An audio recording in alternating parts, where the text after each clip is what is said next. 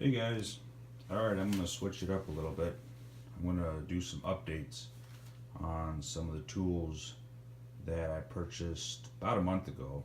And if you've seen that video, I'll put a link up in the corner and you guys can watch it. But it's a video of pretty much a complete set of tools that I know that I'll be using on a daily basis, and along with a tool bag. So, but I wanted to do some updates on some tools that have gotten a lot of good use so far. I know a lot of my videos are newer tools or new tools, but these upcoming videos are going to be updates of tools that have been put to use, and I mean put to use. We're talking tearing apart, putting that together, paint booths, doing alignments on ovens, yeah. So these tools have not had the chance to sit in my tool bag and look pretty. They went to work on day one. So I'm going to be just showing you guys the socket set that I got from Harbor Freight, the Ratchet I got from Harbor Freight, and this Craftsman Ratchet that I got from, I think it was Ace. But anyway, let's start with the sockets. This is just my metric. I also have a standard, but pretty much most of what I work on is metric. So it's a color-coded set here, 6-point. That's what I kind of prefer at this point. Less slippage on a fastener. So as you can see, I've used that 13 quite a bit. Let's just take it off and look at it up close. But yeah, that paint or that color that they put on it is wearing off pretty fast, but I don't really care about that. You can see some dried paint in there too, but try to take care of my tools. But when you're running, when you're going constantly, sometimes you can't always do that. So anyway, so far so good. I do not have one reason or one thing to bash on it right now. So you know, that's the thing with my tools. It's like building trust in them. They hold up for you, then you learn to trust a little more every day. But if they fail on you prematurely, it's time to look elsewhere. So, you know, one more thing I want to show you guys too, besides the sockets, is this socket rail that I got from Home Depot. Just a plastic, pretty much all plastic, little ball in there to snap your sockets on place. But I'm actually impressed with it. Holds the sockets on there very well. Nothing's fallen off yet, and you can hear it. Oh, you can hear that one. Goes on with a good solid click, and nothing falls off, nothing rattles. I've been pretty impressed with it. This was pretty cheap too. In the past, I've had those kind where you push on and you rotate to lock it.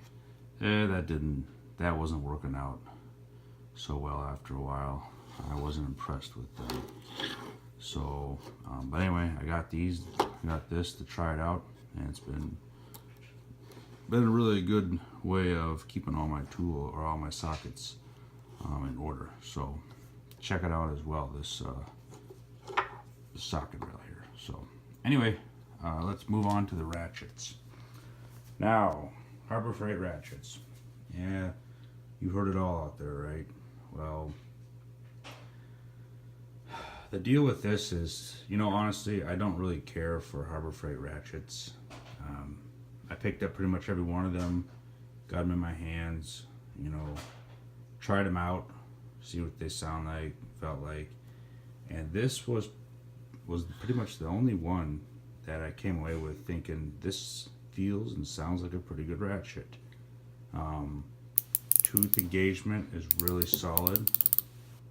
A lot more solid than the other ones that I felt there at Harbor Freight. So, and the fact that it gives you this, I think it's called a roto head or something like that. A lot of versatility in that. So the only negative to this is that it's a little bit chunky, a little bit thick in the head. So really tight places, it won't always fit in there, but I also have a couple of different lengths extensions that I use. I don't know if you can take this apart or if it's rebuildable. I'm guessing it's pretty much just a throwaway once it goes, but everything feels solid. Everything feels tight the way it should. And use it a fair amount of times. As you can see, the handles, well, the nice pretty Pittsburgh Pro or whatever was on there is no longer on there, so it's been worn off. But so far, it's been a good one. However, I've been reaching for this a lot lately. This has been a good one. I know I did a review on like a DeWalt versus Craftsman a while back, and I actually picked the DeWalt over the Craftsman for a couple reasons, but I have to say this slim design just is the bomb. It kicks ass. Every time that I use it, I appreciate that slim design more and more, and it's been really solid. It's their 84 tooth ratchet.